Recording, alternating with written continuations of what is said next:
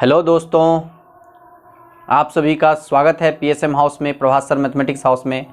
कैसे हैं आप लोग? उम्मीद है कि आप लोग अच्छे होंगे, स्वस्थ होंगे, सुरक्षित होंगे और खूब मन लगा के पढ़ाई भी कर रहे होंगे, क्योंकि बोर्ड का एग्ज़ाम है तो इसमें तो आप लोग ढिलाई नहीं ही कर रहे होंगे। उसी उम्मीद के तहत हम आप लोगों को सिलेबस के रिगार्डिंग जितने भी इम्पॉर्टेंट क्वेश्चंस और कॉन्सेप्ट हैं वो हम देते जा रहे हैं समय दर समय।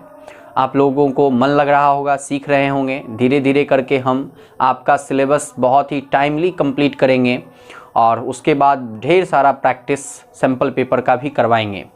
तो प्यारे बच्चों, आप सभी जहां भी हैं सुरक्षित रहिए और स्वस्थ रहिए, और स्वस्थ रह करके स्वस्थ मन से खूब अच्छे ढंग से अध्ययन कीजिए। चलिए, तो आज हम लोग जो एप्लीकेशन ऑफ इंटीग्रल्स के बारे में बताया गया था, और मैंने बताया था कि एप्लीकेशन ऑफ इंटीग्रल्स में कम से कम आपको इतने क्वेश्चन कर लेने हैं जिससे कि आपका एप्लीकेशन ऑफ इंटीग्रल्स का जो कॉन्सेप्ट है वो आपका क्लियर हो जाए।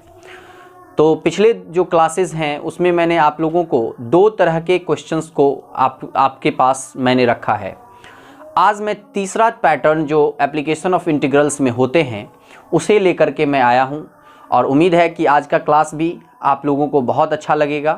तो चलते हैं, पहले इस क्वेश्चंस को देखते हैं कि इसमें क्या अप्रोच होना चाहिए। जैसा कि मैं बच्चों आप लोगों को बताया हूं कि एप्लीकेशन ऑफ इंटीग्रल्स में हम लोग एरिया फाइंड करते हैं, उस फिगर का एरिया फाइंड करते हैं जो पहले के क्लास में, क्लास 9-10 में आपने नहीं सीखा था, और अगर सीखा भी था तो वहाँ पर फाइंड करने का जो रूल और रेगुलेशन और फॉर्मूला बताया गया था उसे आप याद करके और फिर से उसको आप सॉल्व करते गए। बच्चों, यहाँ पे इंटीग्रेशन जो है ये आपको याद नहीं करने का तरीका देता है। यहाँ पर आप कंप्लीट रूप से फॉर्मूला को ड्राइव करते हैं, फॉर्मूला को आप कह सकें तो पैदा करते हैं, जन्म देते हैं। कैसे? By the help of integration, application of integration. यहाँ पर हम लोग इंटीग्रेशन के हेल्प से बहुत सारे जो अनडिफाइंड एरिया हैं कुछ कर्व्स के, उसको भी हम लोग यहाँ पर फाइंड करते हैं। तो बच्चों, आप सभी को जो पिछले क्लासेस हैं मैंने उसमें बहुत सारे एरिया के बारे में बताया है। आज मैं कुछ डिफरेंट जो पिछले क्लास में मैंने नहीं बताया उसे लेकर के आया हूं। मैंने बताया था कि तीन तरह के प्रॉब्लम्स एप्लीकेशन ऑफ इंटीग्रल्स में होते हैं। पहला आपका जो प्रॉब्लम होता है वो होता है, फर्स्ट प्रॉब्लम सिंपल सा कर्व होता है, area finding of A curve.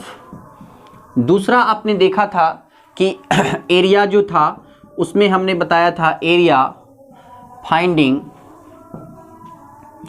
Of A curve and A line. और तीसरा पैटर्न, जो तीसरा टाइप ऑफ प्रॉब्लम्स है आपके पास, यहां पे हम लोग देखेंगे area finding of to curves. To curves के बीच में जो एरिया बनता है उसके बारे में हम लोग अभी देखेंगे। इस क्लास में हम लोग उसी के बारे में बात करने जा रहे हैं। प्यारे बच्चों, ध्यान से समझने का कोशिश कीजिएगा, और बहुत ही अच्छे तरीके से मैं आपको ये समझाना चाहूँगा कि आप फ्यूचर में कभी भी एप्लीकेशन ऑफ इंटीग्रेशन और एप्लीकेशन ऑफ इंटीग्रल्स कभी भूल ना सकें। तो चलते हैं हम लोग क्लास में अब यहाँ पे क्वेश्चन की तरफ, और क्वेश्चन को देखते हैं कि क्या करना है। पहला क्वेश्चन जो एनसीईआरटी का एक्सरसाइज 8.2 है बच्चों, हमने उससे एक क्वेश्चन लिया है। फर्स्ट क्वेश्चन है, आप लोग देख सकेंगे अपने बुक में। यहाँ पे सारे प्रॉब्लम्स लिखना पॉसिबल नहीं है, वन बाय वन करके हम लोग देखते हैं। एक दो प्रॉब्लम्स ही बता पाएंगे इस क्लास में, क्योंकि बहुत लंबा वीडियो जो है आप लोग को सही नहीं होगा।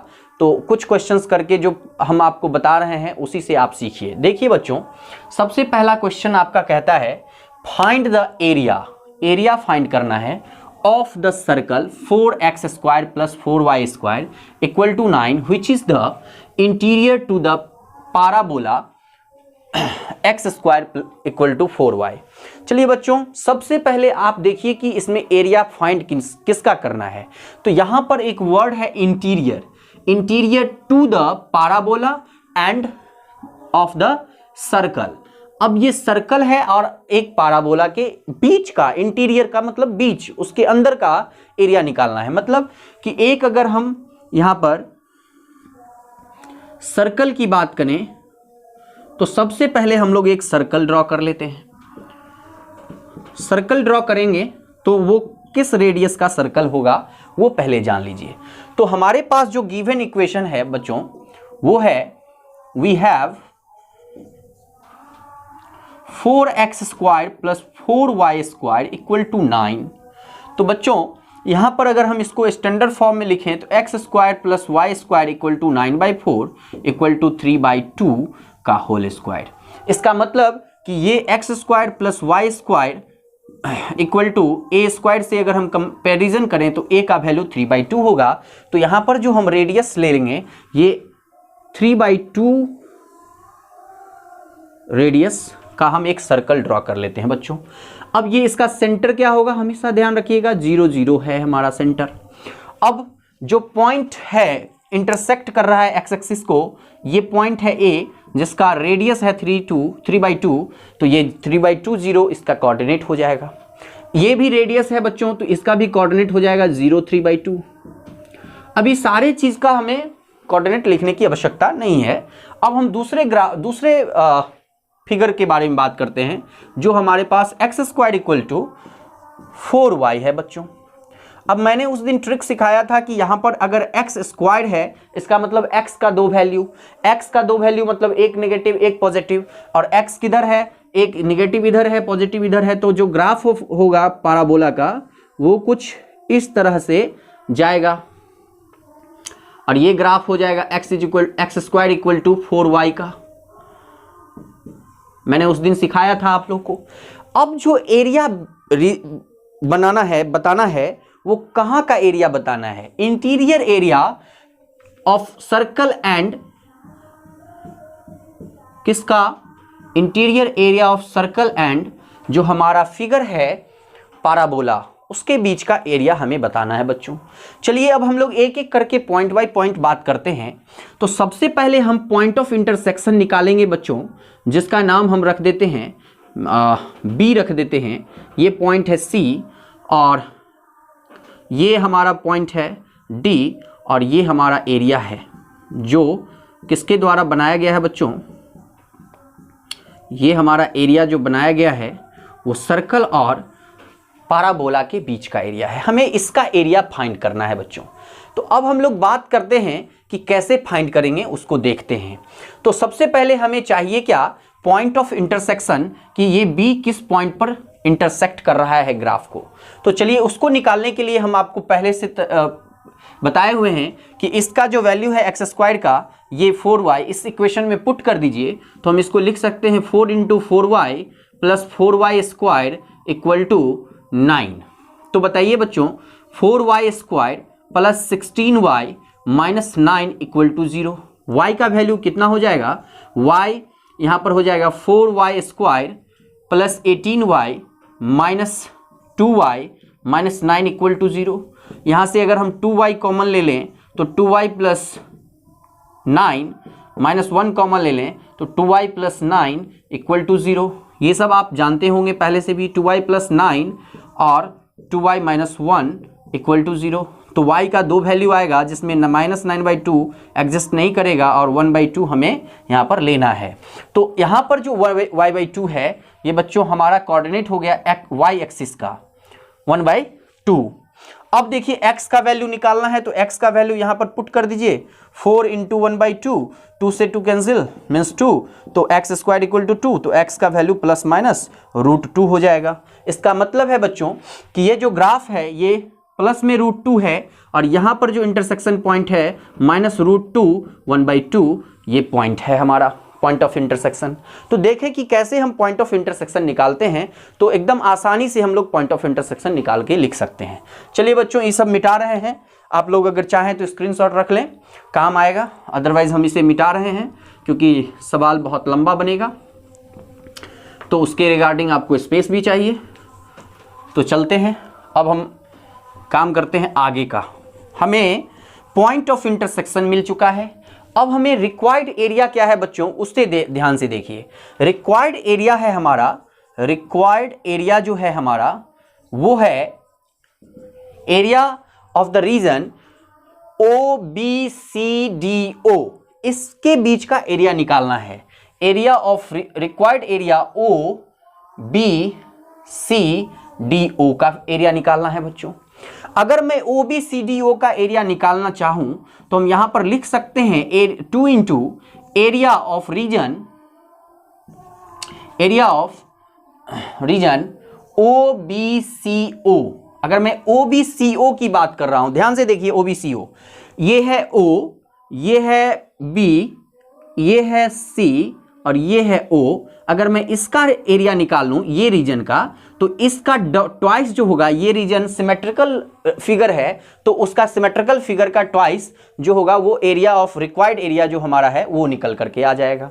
अब हम लोग बात करते हैं कि भाई OBCO का एरिया कैसे निकालेंगे, तो चलते हैं देखते हैं OBCO कैसे निकलेगा। ध्यान से देखिएगा, OBCO का अगर मैं बात करूं एरिया, तो एरिया ऑफ OBCO, अगर मैं एरिया ऑफ OBCO की बात करूं तो ध्यान से देखिएगा मैं एरिया किसके बारे में बात कर रहा हूं। यहां से इस पर परपेंडिकुलर अगर मैं यहां पर एक पॉइंट ले लूं जिसका नाम है L, तो ध्यान से देखिएगा कि अगर मैं पॉइंट L परपेंडिकुलर लेता हूं तो यहां पर मैं लिख भी देता हूं। अच्छा चलिए, उसके बाद पहले हम लोग एरिया क्या निकालना है उसको देख लेते हैं।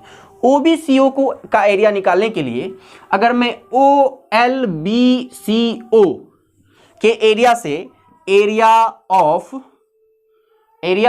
OLBCO माइनस कर दूं एरिया ऑफ OLBO का, मत ध्यान से समझिएगा हम क्या बताना चाह रहे हैं।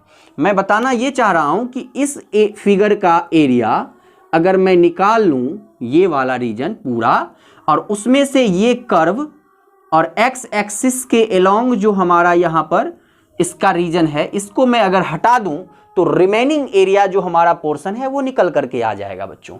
और बहुत आसान है इस एरिया को निकालना। देखिए कैसे, अगर मैं इस एरिया को लिखूं तो ये सर्कल से बना हुआ एरिया है और सर्कल का कर्व है, तो हम यहां पर लिख सकते हैं इसका जो कोऑर्डिनेट हो जाएगा बच्चों, ये हो जाएगा √20, L का कोऑर्डिनेट हो जाएगा। तो √20 मतलब 0 से √2 का area of y dx minus 0 से √2 का, अब यहां पर y ऑफ dx का मतलब है कि ये वाला एरिया, ठीक है, तो हम यहां पर y1 कर देते हैं, यहां पर y2 कर देते हैं, y2 dx, और ये वाला एरिया कहाँ गया हमारा फिगर जिसका हमने पाराबोला का लिया है वो x² = 4y, ठीक है। तो यहां से जब हम y का वैल्यू निकालते हैं बच्चों, y1 dx का मतलब हो गया कि एरिया इसका y का वैल्यू x के टर्म में अगर लिखें तो y = 9 - 4x² upon 4 under root हो जाएगा। तो यहां पर मैं अगर लिखूं तो कुछ ऐसा हो जाएगा 0 to √2 y1 का मतलब कि सर्कल के area means under root 9 - 4x² / 4 dx minus 0 to √2, इसका अगर मैं यहां से x के टर्म में निकालूं तो y = x² / 4, तो यहां पर x² / 4 dx, इसका एरिया हमें निकालना है बच्चों। और अगर ये एरिया निकल गया मतलब आपका सॉल्यूशन हो जाएगा ट्वाइस करके इसमें पुट करके। चलिए तो हम लोग बारी बारी से पहले इसको सॉल्व करते हैं। किसको? इसको सॉल्व करते हैं। तो देखिए बच्चों कैसे सॉल्व होगा। एक एरिया अगर मैं इसको I1 कहूं और इसको I2 कहूं, तो पहले I1 का हम लोग एरिया निकाल लेते हैं। देखिए I1 का एरिया निकालने के लिए 0 to √2 है, अंडर रूट है 9 - 4x² / 4 dx। हम इसको क्या लिख सकते हैं, यहां पर लिख सकते हैं 9 - 4x² / 4, ठीक है। इसको लिख सकते हैं, 4 को निकाल लें अगर बाहर तो हम यहां पर लिख सकते हैं 1/2 0 to √2 under root 9 - 4x² dx। बच्चों ध्यान से समझिएगा एक एक टर्म को।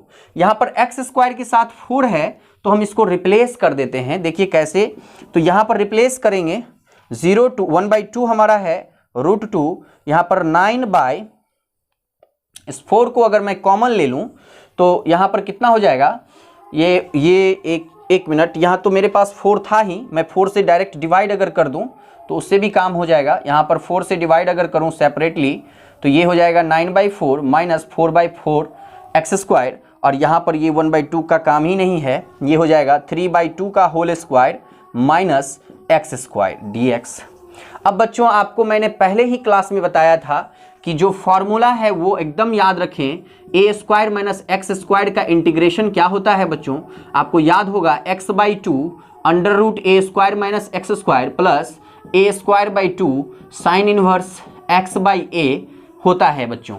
तो चलिए हम उसी फॉर्मूला को यहाँ पर यूज़ करें, तो यहाँ पर हम वैल्यू लिख सकते हैं, क्या लिख सकते हैं, ध्यान से देखिए, x/2 मतलब x/2 तो लिखना ही है, अंडर रूट ये जो वैल्यू है हमारा कितना है 3/2 का होल स्क्वायर, 3/2 का whole square minus x square, ये हो गया प्लस ए स्क्वायर बच्चों, ए हमारा 3/2 है तो 3/2 का होल स्क्वायर मतलब 9/4 और बाई 2 हमें करना है तो 2 यहाँ पे मल्टीप्लाई हो जाएगा, और साइन इनवर्स x है, x हमारा x है, x/a है, a 3/2 है तो 2 ऊपर जाके यहाँ पर हो जाएगा 2x/3 0 to √2। अब देखिए बच्चों एक लाइन में इसका आंसर क्या आएगा उसको देख लीजिए। अब हम लोग करते हैं, इस √2 को रखेंगे अपर लिमिट को, √2/2 मतलब √2/2 को रहने देंगे, यहाँ पर 3/2 का होल स्क्वायर है इसको भी रहने देंगे, ये वैल्यू है अंडर एक्स स्क्वायर मतलब √2 का स्क्वायर 2 होगा, और ये 2 मतलब ये जो वैल्यू है एक मिनट के लिए यहाँ पर देख लीजिए इसको पुट करके, तो ये √2 है बाई 2 अंडर रूट 3/2 को हम लिख सकते हैं 9/4 माइनस यहाँ पर √2 पुट करेंगे तो 2, ये 4 2 जा 8 हो जाएगा बच्चों, और यहाँ से plus 9/4 into 2 means 8 sign inverse 2√2/3 हो जाएगा बच्चों। अभी देखिए 4 2 जा 8 हो जाएगा तो 2√2/2 और ये 2 निकल जाएगा बाहर, under root 9 - 8 plus 9/8 sine inverse 2√2/3 हो जाएगा। मतलब इसका जो सॉल्यूशन आ रहा है ये यहाँ पर हम लिख सकते हैं, ये हो जाएगा 2√2/4 प्लस 9/8 साइन इनवर्स 2√2/3 हो जाएगा बच्चों। ध्यान से समझिए 2√2/3 हो जाएगा। अब माइनस 0 करेंगे तो 0 वाला टर्म ये 0 हो जाएगा और ये भी 0 हो जाएगा, तो -0 एक वैल्यू जो हमारा है वो क्या आ गया, √2/4 प्लस 9/8 साइन इनवर्स 2√2/3 हमारा यहाँ पे एक सॉल्यूशन आ चुका है। अब हमें इसका इंटीग्रेशन करना है बच्चों, और इसमें हम लोगों ने यहाँ पर जो 1/2 लिया था उसको सॉल्व किया, क्या यहाँ पे हमारा 1/2 था, ये 1/2 तो ये 1/2 भी आएगा, ये ध्यान रखिएगा, ये 1/2 यहाँ से आएगा 1/2, तो 1/2 से सब में मल्टीप्लाई भी होगा, और ये हमारा 1/2 यहाँ भी आ जाएगा टोटल में, तो 1/2 यहाँ पर लिखना ना भूलें, टोटल में 1/2, यहाँ भी 1/2 कर देते हैं बच्चों, तो ये 1/2 हो जाएगा। ध्यान से समझिएगा। अब हम लोग अगला वैल्यू करते हैं x²/4 का हम लोग इंटीग्रेशन करते हैं। तो प्यारे बच्चों इसको मैं मिटा रहा हूँ, आप देख लीजिए कि इसका जो इंटीग्रेशन हम लोगों ने निकाला था, अच्छा इसको हम लोग ने इसी में ले लिया था, सॉरी यहाँ पे हम लोग 1/2 को तो अंदर ही रखे थे, तो इस 1/2 का कोई काम ही नहीं है, तो यहाँ पे 1/2 नहीं आएगा, वो एक्चुअली यूज़ कर चुके हैं, तो यहाँ पे 1/2 नहीं आएगा, ध्यान रखिएगा। चलिए ये वैल्यू हमें मिला है अभी तक में, इसको सॉल्व करके मिला है, ठीक है। ये 1/2 हम लोगों ने लिया था, इसको निकाल के, तो इसको भी मिटा दीजिए, यहाँ पर ये 1/2 नहीं है, 9/4 क्योंकि 4 को हम लोगों ने अंदर में ही सब्स्टिट्यूट कर दिया है।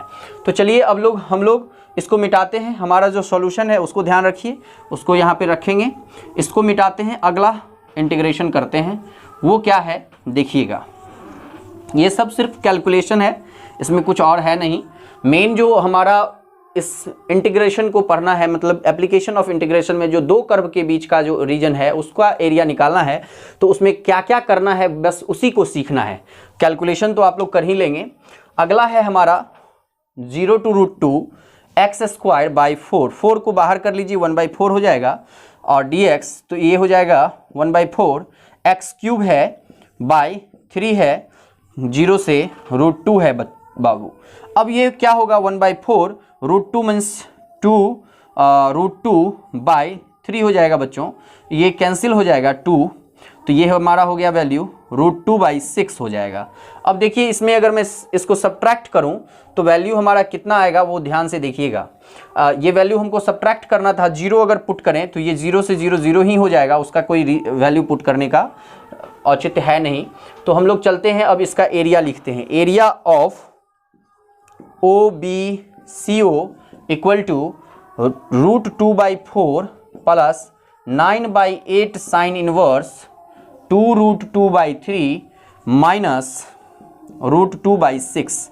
ये √2/6 और यहाँ पर √2/4 है। अगर इसको सब्स्टिट्यूट किया जाए तो कितना हो जाएगा बच्चों, ये हो जाएगा 6 और 4 का एलसीएम अगर मैं 12 लूँ तो 12 हो जाएगा, 4 3 या 12, 3√2 माइनस 2√2 प्लस 9/8 साइन इनवर्स 2√2/3 हो गया। अब यहाँ पर हम इस वैल्यू को उठा के पुट कर दें तो इसको मिटा दीजिए और यहाँ पर पुट कर दीजिए।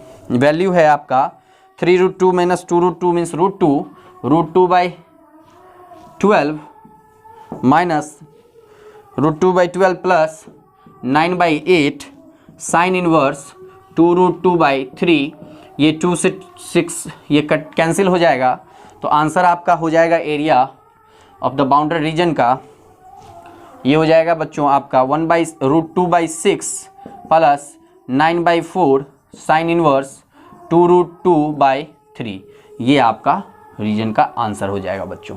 तो आप देखें कि किस तरह से हम लोग किसी भी कर्व का, जो हमारे पास दिया हुआ कर्व है उसका एरिया फाइंड करने में हम लोग इंटीग्रेशन का कैसे यूज़ करते हैं। बहुत ही आसान तरीके से हम लोग इस तरह के क्वेश्चंस को कर सकते हैं। बहुत कुछ इस तरह के क्वेश्चन में होता नहीं है, कैलकुलेशन थोड़ा सा लेंदी होता है, लेकिन जो कॉन्सेप्ट है वो बहुत ही आसान है। बस इसी तरह से हम लोग एक और क्वेश्चन आपको, क्योंकि एरिया ऑफ ट्रायंगल आप लोग बहुत अच्छे से पढ़े हैं, तो मैं कोशिश करता हूं कि एक एरिया ऑफ ट्रायंगल का क्वेश्चन आपको बताऊं कि आप लोगों ने एरिया ऑफ ट्रायंगल निकालना जो सीखा है उसका हम लोग इंटीग्रेशन मेथड से कैसे निकालते हैं। बहुत सारा मेथड से आप एरिया ऑफ ट्रायंगल सीखे हैं, अभी हम लोग एक इंटीग्रेशन मेथड को भी देखेंगे।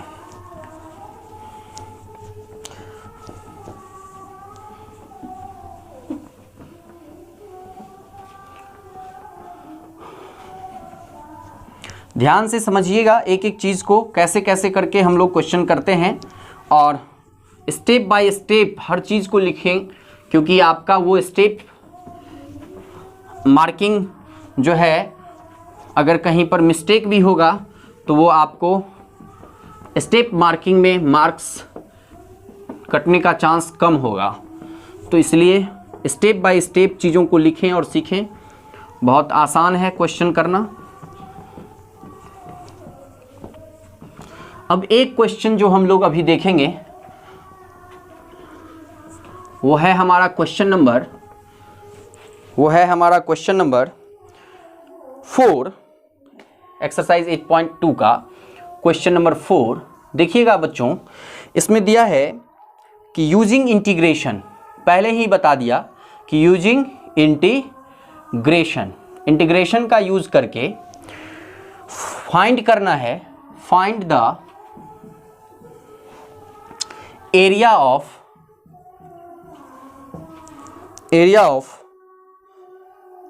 the region bounded by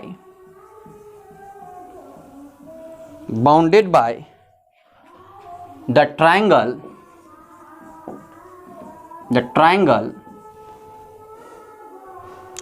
whose vertices are -1 0 1 3 and 32। देखिए बच्चों, बहुत ही आसान सा क्वेश्चन है। अगर मैं आपको इंटीग्रेशन मेथड से ना कहूं और आप अगर कोऑर्डिनेट ज्योमेट्री मेथड से निकालना चाहेंगे तो आसानी से निकाल लेंगे, लेकिन यहाँ पर कोऑर्डिनेट ज्योमेट्री मेथड नहीं, कोऑर्डिनेट ज्योमेट्री में जो आप लोगों ने इसका वर्टिसेस दिए हुए वर्टिसेस से ट्रायंगल का एरिया का फॉर्मूला पढ़े हैं उसको आप यूज़ करके यहाँ पर निकाल सकते हैं। लेकिन मैं जो यहाँ पे आपको सिखाने जा रहा हूँ, यहाँ पे इंटीग्रेशन को यूज़ करके एरिया ऑफ ट्रायंगल निकालना सिखा रहा हूँ। तो ध्यान से समझिएगा, जो हमारे पास कोऑर्डिनेट दिए हुए हैं बच्चों, वो कोऑर्डिनेट कुछ ऐसे हैं कि ए कोऑर्डिनेट है -10, बी कोऑर्डिनेट है 13 और सी कोऑर्डिनेट है 32। ध्यान से देखिएगा, मैं पहले अगर फिगर को ड्रॉ करूं तो फिगर कुछ इस प्रकार से होगा कि एक पॉइंट है -10, तो ये -1 अगर मैं यहाँ कहूँ तो एक -10, ये हो जाएगा -10 पॉइंट ए। एक पॉइंट है हमारा 13, अगर मैं यहाँ 1 को लूँ और ये 1 2 3 कहूँ तो एक पॉइंट हमारा यहाँ पर हो जाएगा 13, ये पॉइंट बी है हमारा। और एक पॉइंट है हमारा सी जो है 32, 2 3 और 2, यहाँ पर एक पॉइंट आता है, ये पॉइंट हमारा है C32। देखिए बच्चों, जब मैं इसको मिलाऊंगा ये पॉइंट को इस पॉइंट से और इस पॉइंट को इस पॉइंट से, तो एक ट्रायंगल आपको दिख रहा होगा बना हुआ। ये ट्रायंगल ABC आपका बना हुआ दिख रहा है। इसी ट्रायंगल का आपसे रीजन का, इसी बाउंडेड रीजन का आपसे एरिया पूछा है। मतलब ये जो रीजन है इसका आपसे एरिया पूछा है बच्चों। बहुत ही आसानी से आप इसका एरिया फाइंड कर सकते हैं। कैसे फाइंड कर सकते हैं हम उसको बारी बारी से देखेंगे। देखिए बच्चों, सबसे पहले अगर हमें एरिया फाइंड करना है तो करना क्या होगा उसको ध्यान रखना है।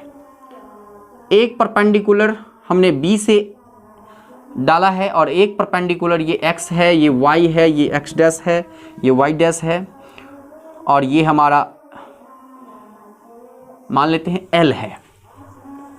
चलिए बच्चों, ध्यान से समझिए कि एरिया अगर मुझे निकालना है, एरिया ऑफ ट्रायंगल निकालना है, तो एरिया ऑफ ट्रायंगल ABC अगर निकालना है तो क्या क्या एरिया इंक्लूड है इसमें। देखिए, मैं अगर एरिया ऑफ ट्रायंगल निकालूं तो मैंने बताया है कि कोई भी कर्व हमारा जो होगा वो ऑर्डिनेट्स, दो ऑर्डिनेट्स और एक्स एक्सिस के अलोंग जो रीजन बाउंड करता है उसका एरिया हम लोग formula y dx a to b निकालना जानते हैं।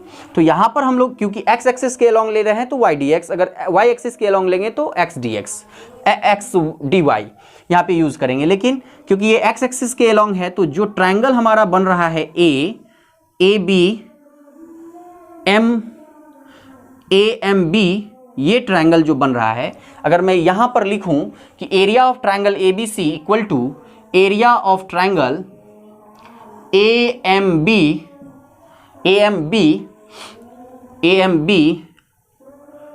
A तक पहुँचाइए प्लस एरिया ऑफ ट्रेपीजियम या area of figure, area of trapezium हमारा बन रहा है MLCBM।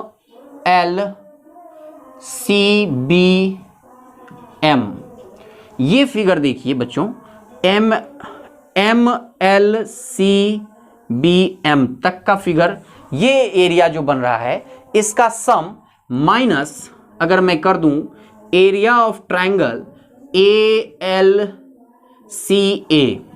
आप सोच रहे हैं कि ये ALCA क्यों लिखते हैं, तो क्योंकि आप कंफ्यूज ना करें तो इसलिए ये लिखना जरूरी है। ALCA का एरिया अगर सब्ट्रैक्ट कर दें तो जो रिमेनिंग एरिया है हमारा रिक्वायर्ड एरिया वो हमें मालूम हो जाएगा। तो चलते हैं बच्चों, सबसे पहले हम लोग एरिया ऑफ ट्रायंगल AMBA का निकालते हैं।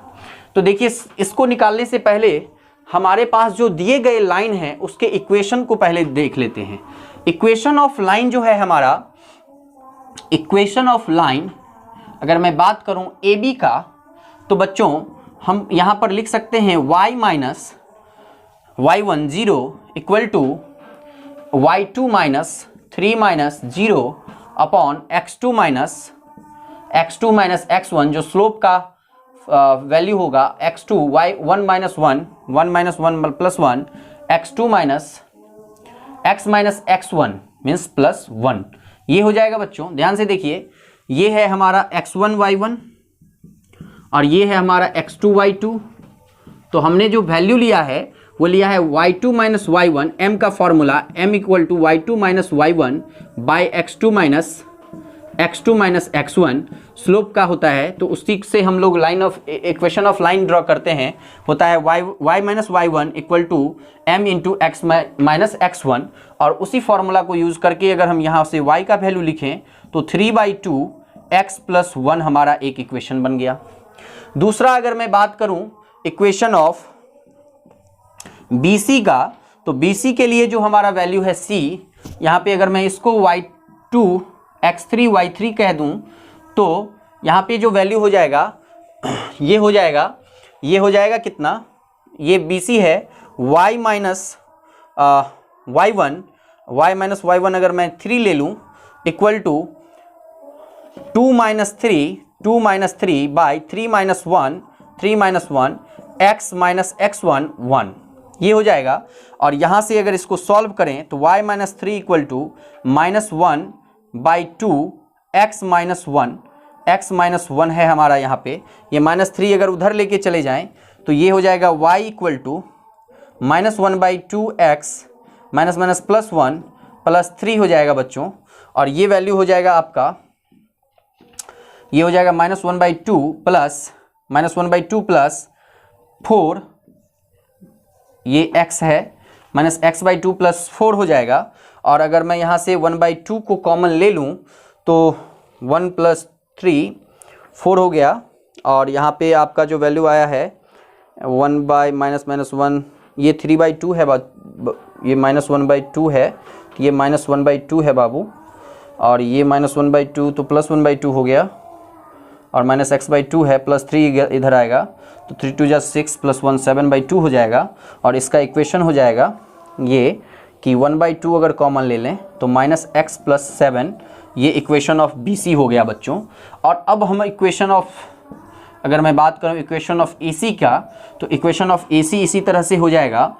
यहाँ से क्या हो जाएगा बच्चों, AC के लिए y1 है, यहाँ x1 है और y2 है, y1 है, यहाँ पर x3 है और ये y3 है।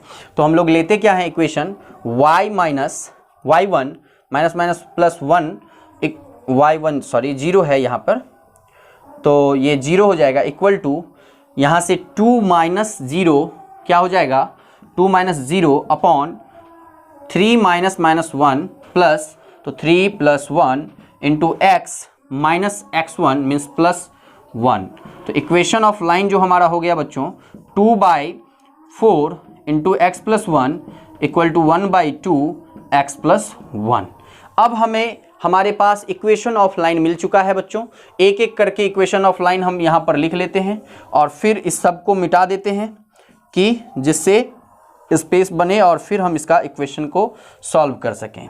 तो चलिए बच्चों, ये हमारे पास 3 इक्वेशन हैं और तीनों का वैल्यू हम निकालते हैं, इसको मिटाते हैं। ओह, ये था वो हमारा y इक्वल टू, देखिए मिट गया, लिखे नहीं, चलिए देख लेते हैं एक बार। AB था हमारा, AB इक्वेशन था, तो y minus 0 equal to 3 minus 0 by 1 minus 1 plus 1 x minus plus 1 x plus 1, तो 3/2 हो गया, 3/2 x प्लस 1। चलिए बच्चों इसको यहाँ पर लिखते हैं, 3/2 y equal to 3/2 x plus 1 एक इक्वेशन हो गया। y इक्वल टू हमारा BC का है 1/2 माइनस x प्लस 7 हो गया। y इक्वल टू हमारा 1/2 x प्लस 1 हो गया। तीनों इक्वेशन हमने लिख लिया है। अब इस सब को मिटा देते हैं और इसको मिटा करके हम लोग अब इसको पुट करेंगे और यहाँ से गेट करेंगे रिजल्ट। कैसे, ध्यान से देखिए। एरिया ऑफ ये फिगर का हमें एरिया चाहिए, तो चलते हैं पहले एरिया ट्रायंगल AMBA। अगर मैं बात करूँ तो कहाँ से कहाँ तक है, -1 से ये हमारा कोऑर्डिनेट हो जाएगा 1 0 और ये हो जाएगा आपका 3 0। तो -1 से -1 से 1 तक, -1 से 1 तक फर्स्ट इक्वेशन है, line of equation of line है ए बी का हो जाएगा 3/2 x + 1 बच्चों dx। अगर मैं 3/2 को बाहर कर लूँ तो 3/2 और इसका इंटीग्रेशन हो जाएगा x² 2 + x, कहाँ से कहाँ, -1 से 1। इसको सॉल्व करेंगे तो 3/2 x² 1 का 1/2 + 1 -1 का होल स्क्वायर प्लस -1/2 और +1, ये सॉल्व करेंगे तो 3/2 1/2 प्लस -1/2 कैंसिल हो जाएगा, 2 + 2 1 + 1 2 हो जाएगा, 2 से 2 कैंसिल हो गया, 3 यूनिट्स एक वैल्यू आ गया बच्चों। दूसरा हमारा सॉल्व करेंगे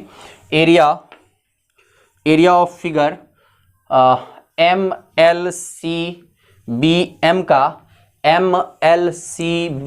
का, तो ये फिगर का जो एरिया है बच्चों ये है 1 से 3 तक, और इसका इक्वेशन है 1/2 -x + 7 है बच्चों। तो अब यहाँ का वैल्यू हम अगर लिखें तो -1/2 को बाहर कर लें और ये हो जाएगा x² / 2 -x² / 2 + 7x, पुट करेंगे 1 से 3 और 1 से 3 पुट करेंगे तो देखिए बच्चों क्या होगा, ये हमारा वैल्यू है 1/2 और ये पुट करेंगे 3 3 जा 9 9/2 -9/2 प्लस 3 7 जा 21 3 7 जा 21 माइनस 1 पुट करेंगे तो 1 का स्क्वायर 1 माइनस प्लस 1/2 और ये हो जाएगा 7 1 जा 7 -7।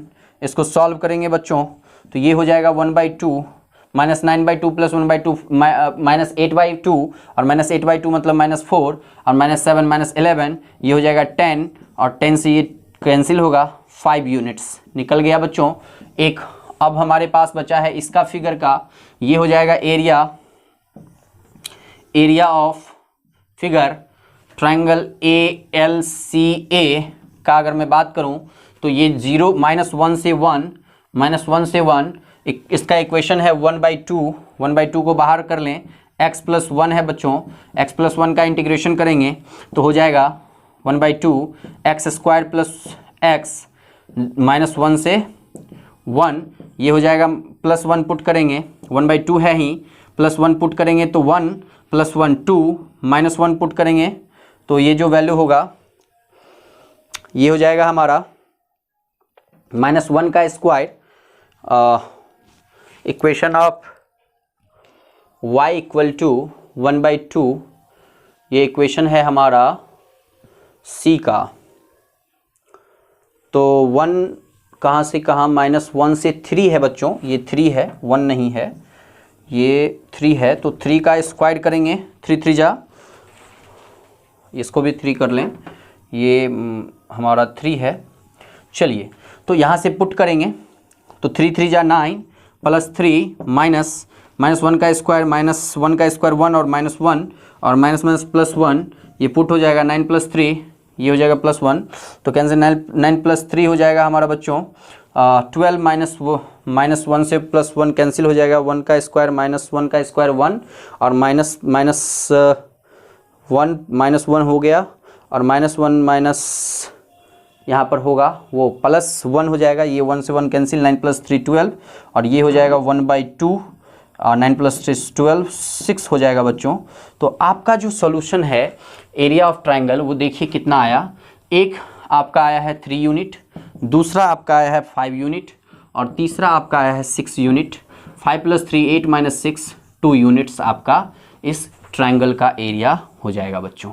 देखिए कि किस तरह से हम लोग किसी भी दिए गए ट्रायंगल या किसी भी काइंड ऑफ फिगर का हम लोग जो एरिया निकालते हैं किस तरह से अप्रोच करते हैं और कैसे कैसे करके एरिया ऑफ ट्रायंगल हो या किसी भी तरह के काइंड ऑफ फिगर हो हम लोग इंटीग्रेशन मेथड से कंप्लीट रूप से उसका एरिया निकाल सकते हैं बच्चों। उम्मीद है कि आज का क्लास आप लोगों को अच्छा लगा होगा, ज़रूर क्वेश्चंस सीखे होंगे, कैसे हमें अप्रोच करना है क्वेश्चंस को वो भी सीखे होंगे। और क्योंकि ये आई थिंक कि ये सिलेबस का है नहीं आपके एग्ज़ाम के सिलेबस का, लेकिन क्योंकि आपको जान लेना चाहिए कि ये आपको हेल्प करेगा आगे भी, तो इसलिए मैंने बता दिया। और अब हम लोग कल डिफरेंशियल इक्वेशन स्टार्ट करने जा रहे हैं और डिफरेंशियल इक्वेशन को हम लोग 5 डेज़ में कंप्लीट करेंगे, और वो भी क्वेश्चन के साथ, सारे प्रैक्टिस के साथ आप लोग खूब एनर्जी से उसको भी सीखें।